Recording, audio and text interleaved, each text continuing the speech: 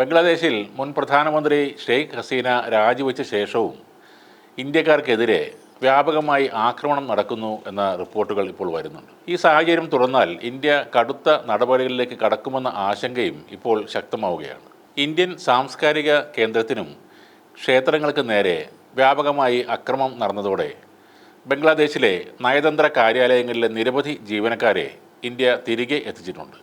അത്യാവശ്യമുള്ള നയതന്ത്ര ഉദ്യോഗസ്ഥർ മാത്രമാകും ഹൈക്കമ്മീഷനിൽ ഇനി തുടരുന്നത്. ധാക്കയിലെ ഹൈക്കമ്മീഷന് പുറമെ 4 നഗരങ്ങളിലെ അസിസ്റ്റന്റ് ഹൈക്കമ്മീഷനുകളിലെ ജീവനക്കാരെയും വെട്ടിക്കുറച്ചിട്ടുണ്ട്. ഒരു സാഹചര്യത്തിലും ഹൈക്കമ്മീഷൻ അടക്കില്ലെന്നും ഇന്ത്യ തീരുമാനിച്ചിട്ടുണ്ട്. അതിർത്തികൾ വഴിയുള്ള ചരക്ക് നീക്കവും 2 ദിവസമായി നിലച്ചിരിക്കുകയാണ്. അതിർത്തിയിൽ ഇന്ത്യൻ സൈന്യം വലിയ ജാഗ്രതയാണ് പുലർത്തുന്നത്. ഒരു ഇന്തോനേഷ്യൻ പൗരനുൾപ്പെടെ നിരവധി പേരെ കലാപകാരികൾ ജീവനോടെ തീവച്ച് കൊന്നിട്ടുണ്ട്. ഷെയ്ഖ് ഹസീനയുടെ പാർട്ടിയായ അവാമി ലീഗിൻ്റെ ജനറൽ സെക്രട്ടറി ഷഹീൻ ചക്കദാറിൻ്റെ ഉടമസ്ഥയിലുള്ള ഹോട്ടലിനാണ് പ്രക്ഷോഭകർ കഴിഞ്ഞ ദിവസം തീയിട്ടിരിക്കുന്നത്. കൂടുതൽ ആക്രമണം ഉണ്ടാകുന്നത് തടയാനായി ആക്രമണ സാധ്യതയുള്ള മേഖലകളിൽ വിദ്യാർത്ഥികളും ജനങ്ങളും ഇപ്പോൾ കാവൽ നിൽക്കുകയാണ്.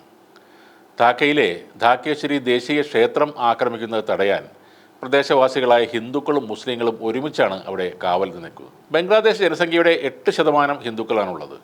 അതുകൊണ്ട് തന്നെ ഇവർക്കെതിരെ ആക്രമണം വ്യാപകമായാൽ ഇന്ത്യൻ സൈന്യം ബംഗ്ലാദേശിലേക്ക് കയറുമോ എന്നൊരു പേടിയും പ്രക്ഷോഭകരിലെ ഒരു വിഭാഗത്തിനുണ്ട്. എന്നാൽ കാര്യങ്ങൾ ഈ വിഭാഗത്തിൻ്റെ നിയന്ത്രണത്തിൽ അല്ല ഉള്ളത്.